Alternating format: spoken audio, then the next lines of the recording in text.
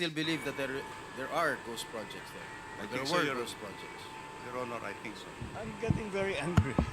This is what's happening here. Walang ginawa, kahit isang araw hindi nagtrabaho, wala kang makita, babalikan na natin ngayon to, saan napunta yung pera? Hahabulin natin, kakasuhan natin sila. More than flood control, what the Filipino people badly need to see is grid control. The Philippine president getting furious as the floodgates open on the systematic corruption in flood control projects. With billions of pesos suspected to have been pocketed by a few, lawmakers are now under the spotlight as they plan next year's finances.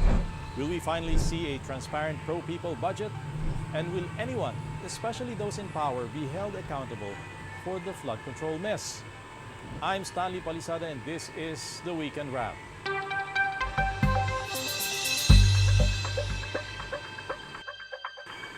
A damning expose from Senator Panfilo Lacson.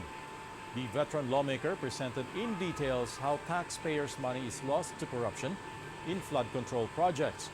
Contractors working in cahoots with government officials and insiders of the Public Works Department dividing funds, building substandard projects.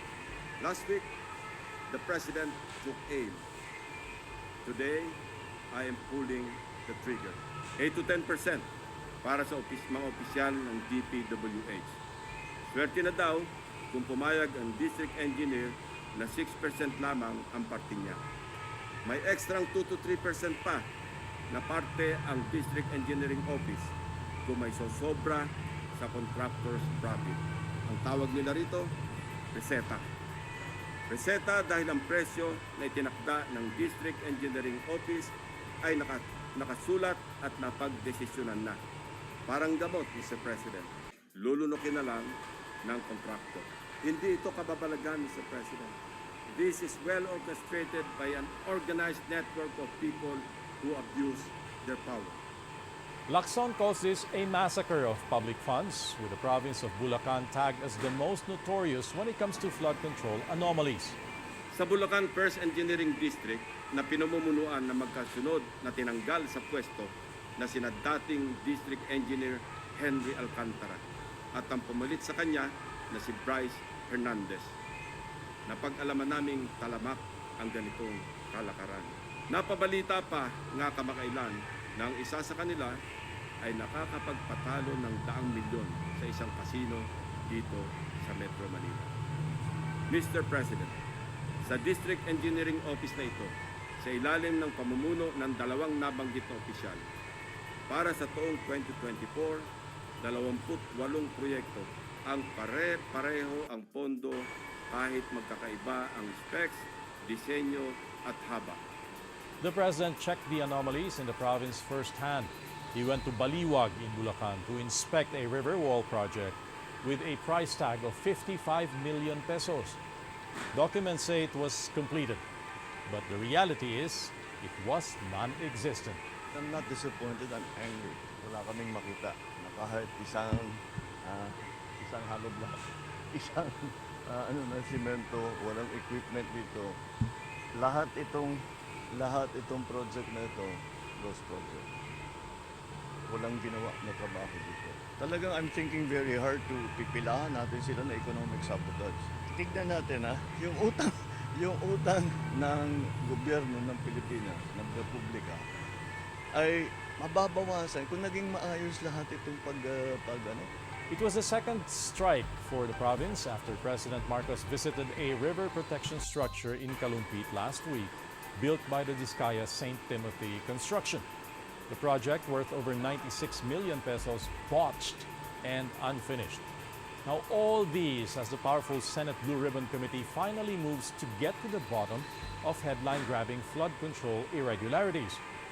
Top government officials and the 15 contractors in the president's list were invited to a hearing, but only 7 showed up, leaving senators fuming.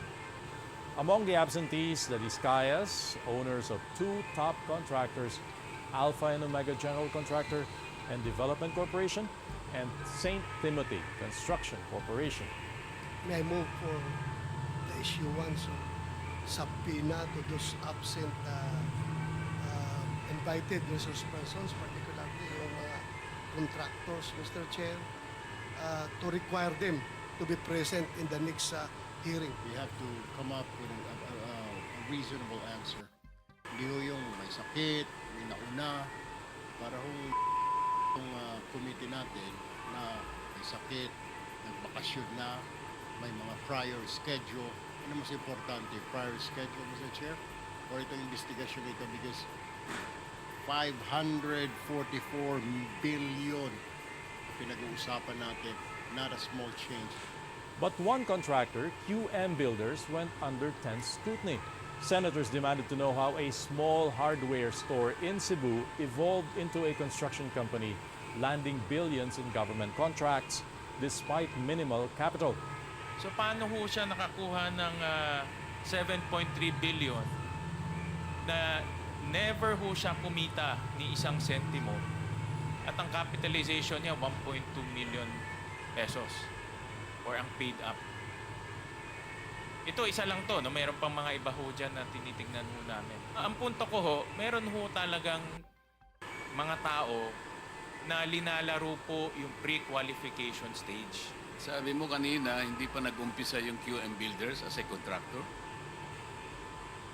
Yes, Mr. Chair. Hindi ka pa nakagawa ng project? Hindi pa kasi yung nag-asawa ko ng 1991, nag-isa kami sa hardware. Yung maliit na hardware, nagtitinta ng bamboo, mga ganun eh. Bakit nasama ka sa 15 contractors sa listahan ng Pangulo? Kanina tinatanong ko, wala bang kukontra dito sa sinabi ng Pangulo na 545 billion worth of flood control projects ay ito lang mga 15 contractors ang nakakuha kasama ka QM Builders. Nandiyan ka pala, bakit hindi ka kumontra? Ba't ngayon sinasabi mo hindi ka pa nakapag... Mr. Chair, kasi medyo nahiya ako. So sinasabi mo mali ang Pangulo with respect to your company? Yung data is mali eh. Kasi ang totoo, yung 414 projects na nakuha sa QM, totoo lang is only 86 projects. Mr. Chair. Teka muna, sabi mo hindi ka pa nakapag-umpisa eh. Ano yung sinasabi mong project? Baka hindi ka makauwi sa araw na ito. Nagsisinungaling ka na naman eh. In Mountain Province, MG Samidan secured 60 flood control contracts worth 5.3 billion pesos this year alone, despite an initial capitalization of just 250,000 in 2019. Medyo kasuda-duda nga na yun. Tignan po namin yung mga document niya na kung ano yung isinabmit niya kung at kung kailan ginawa po niya. Something is wrong actually. I must admit, pagka ganyan yung capitalization mo is 250,000 pesos, pagkatapos po yung 5 billion ba yung project niya. On the process of bidding po, ang titignan po namin kung meron siyang lisensya that is issued by the Philippine Contractors Accreditation Board, kung may lisensya siya, anong category siya. Tapos tignan po namin yung NFCC, yung net financing capability niya.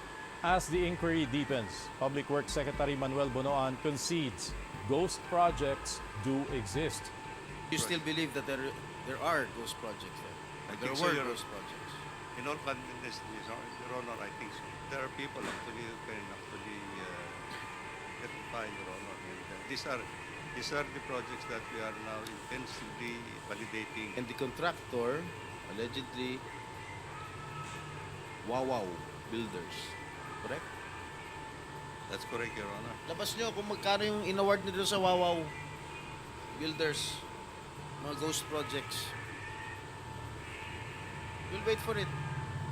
Kadiri kayo. Mr. Chair, Lawmakers say it's impossible for a DPWH secretary to be unaware of corruption or even ghost projects that are happening since they are implemented under the department's watch. I am most surprised by that response coming from the DPWH Central Office. If you look at the annual budget of the DPWH, if you have say 250 billion pesos for the flood management program, approximately 80% of that budget is lodged in the central office. Because under the rules, if a project is more than 50 million pesos, it is the central office that is in charge of it. It's not acceptable for the secretary, Bonoan, to, in the committee hearings, to answer as though he knows nothing about the projects at all. Hindi mo na ako magsasabi kung sino yung mga government officials, no, dahil o yung mga elected officials dahil tuloy-tuloy pa itong investigation. Pero sigurado ako hindi mangyayari yan kung hindi kasabwat yung mga DPWH employees or DPWH officials. May kasabwatan yan. Diyan nag-uumpisa, diyan babagsak yung pondo, sila mag-execute ng project. Alam ni Secretary na nangyayari ito. Alam ko rin na alam niya kung sino-sino yung mga sangkot dito. In Oriental Mindoro, 9 flood control projects collapsed, suspected of being substandard. All project engineers and assigned personnel were relieved of duty. Ikaw, kahit hindi ka taga DPWH, kahit ordinaryo kang tao, common sense dictates. Ano, walang bakal, kita mo. Obvious ba? Hindi ito bibitak kung may nawilan na nakaganon. Hindi yan bibitak kung ang dalawang yan pinagdudugtong ng bakal. Sabi, ngayong order to. Sermonan mo yung project engineer nagbabantay. I demand. Ardi kalunguhan na to. Hindi ko po ito mababantayan ng 24/7 sa sobrang dami ng proyekto. Pero tayo na po ay nagpapaimbestiga ngayon. At saka, kung anuman ang lumabas dun sa investigasyon, wala rin po tayo sasantuhin. Hindi po kami naghugas kamay. The Commission on Audit has launched a fraud audit on controversial flood control projects, specifically in Bulacan. But questions of conflict of interest quickly surfaced after it was discovered that the spouse of a sitting COA commissioner is a government contractor. Based on DPWH documents and data from the Sumbong sa Pangulo website, Olympus Mining and Builders Group Philippines bagged nearly 200 million pesos worth of projects for 2 flood control structures along San Miguel River. Marilu Laurio Lipana, wife of COA Commissioner Mario Lipana, is the company's president and general manager. And like clockwork, bad weather strikes, making the inquiry on the flood control mess all the more important. The low-pressure area east of Auroras intensified into a storm now named Isang. Isang is the